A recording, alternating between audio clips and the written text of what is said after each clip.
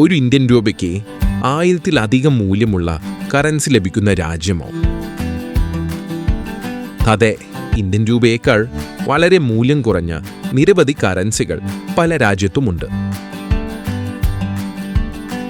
നിങ്ങളൊരു വിദേശയാത്ര ആസൂത്രണം ചെയ്യുകയാണെങ്കിൽ പല രാജ്യങ്ങളുടെയും കറൻസികൾക്ക് ഇന്ത്യൻ രൂപയേക്കാൾ വളരെ കുറഞ്ഞ മൂല്യമുണ്ടെന്നറിയുന്നത് കൗതുകകരമായിരിക്കും.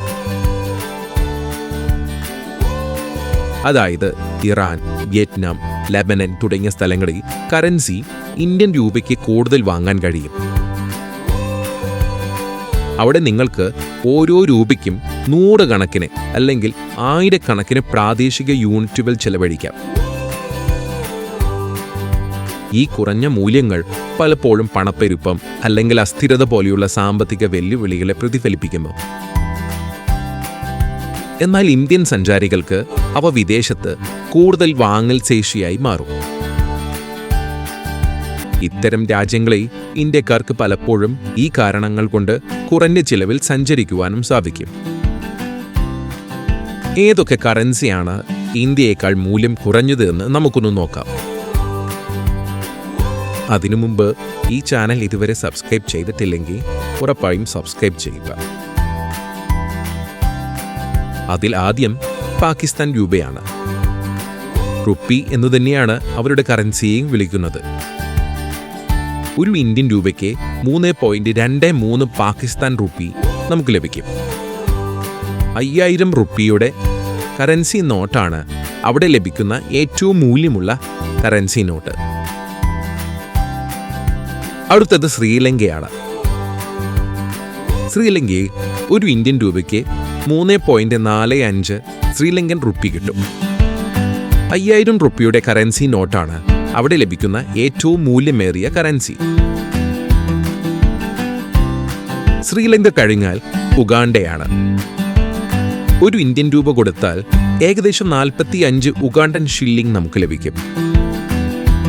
50,000 ഷില്ലിംഗ് ആണ് ഉഗാണ്ടയിൽ ലഭിക്കുന്ന ഏറ്റവും മൂല്യമേറിയ കറൻസി നോട്ട്. പിന്നീട് വരുന്നത് കംബോഡിയയാണ്. ഒരു ഇന്ത്യൻ രൂപ കൊടുത്താൽ 47 കംബോഡിയൻ റിയൽ നമുക്ക് ലഭിക്കും. 100,000 കംബോഡിയൻ റിയലാണ് അവിടെ ലഭിക്കുന്ന ഏറ്റവും മൂല്യമുള്ള കറൻസി. അടുത്ത രാജ്യം കോങ്കോ ആണ്. ഒരു ഇന്ത്യൻ രൂപയ്ക്ക് 82 കോങ്കോളീസ് ഫ്രാങ്ക് നമുക്ക് ലഭിക്കും. 20,000 കോങ്കോളീസ് ഫ്രാങ്ക് ആണ് അവിടെ ലഭിക്കുന്ന ഏറ്റവും മൂല്യമുള്ള കറൻസി. അടുത്തത് പരാഗ്വേയാണ്. ഒരു ഇന്ത്യൻ രൂപയ്ക്ക് ഏകദേശം 90 പരാഗ്വൻ ഗൊറാനി ലഭിക്കും. 100,000 പരാഗ്വ ഗൊറാനിയാണ് അവിടെ ലഭിക്കുന്ന ഏറ്റവും മൂല്യമുള്ള കറൻസി. പിന്നീട് വരുന്നത് ഗിനിയയാണ്. ഒരു ഇന്ത്യൻ രൂപയ്ക്ക് ഏകദേശം 135 ഗിനിയൻ ഫ്രാങ്ക് നമുക്ക് ലഭിക്കും. 20,000 ഗിനിയൻ ഫ്രാങ്ക് ആണ് അവിടെ ലഭിക്കുന്ന ഏറ്റവും മൂല്യമേറിയ കറൻസി. അടുത്ത രാജ്യം ഉസ്ബെക്കിസ്ഥാനാണ്. ഒരു ഇന്ത്യൻ രൂപയ്ക്ക് ഏകദേശം 140 ഉസ്ബെക്കിസ്ഥാൻ സോം നമുക്ക് ലഭിക്കും. 2,00,000 ഉസ്ബെക്കിസ്ഥാൻ സോമാണ് അവിടെ ലഭിക്കുന്ന ഏറ്റവും മൂല്യമേറിയ കറൻസി നോട്ട്. അടുത്തത് ഇന്തോനേഷ്യൻ കറൻസി റുപ്പിയയാണ്. ഒരു ഇന്ത്യൻ രൂപയ്ക്ക് ഏകദേശം 189 ഇന്തോനേഷ്യൻ റുപ്പിയ നമുക്ക് ലഭിക്കും. 1,00,000 ഇന്തോനേഷ്യൻ റുപ്പിയയാണ് അവിടെ ലഭിക്കുന്ന ഏറ്റവും മൂല്യമേറിയ കറൻസി. മറ്റൊരു രാജ്യം ലാവോസ് ആണ്. ലാവോസിൽ ഒരു ഇന്ത്യൻ രൂപയ്ക്ക് ഏകദേശം 250 ലാവോഷ്യൻ കിപ്പ് ലഭിക്കും. 1,00,000 ലാവോഷ്യൻ കിപ്പാണ് അവിടെ ലഭിക്കുന്ന ഏറ്റവും മൂല്യമേറിയ കറൻസി. അടുത്ത രാജ്യം സിയറ ലിയോണാണ്. സിയറ ലിയോൺ എന്നു തന്നെയാണ് അവരുടെ കറൻസിയുടെയും പേര്. ഒരു ഇന്ത്യൻ രൂപയ്ക്ക് ഏകദേശം 260 സിയറ ലിയോൺ ലഭിക്കും. 10,000 സിയറ ലിയോണാണ് അവിടെ ലഭിക്കുന്ന ഏറ്റവും മൂല്യമേറിയ കറൻസി നോട്ട്. മറ്റൊരു രാജ്യം വിയറ്റ്നാമാണ്. വിയറ്റ്നാമിൽ ഒരു ഇന്ത്യൻ രൂപയ്ക്ക് ഏകദേശം 300 വിയറ്റ്നാമീസ് ഡോങ് ലഭിക്കും.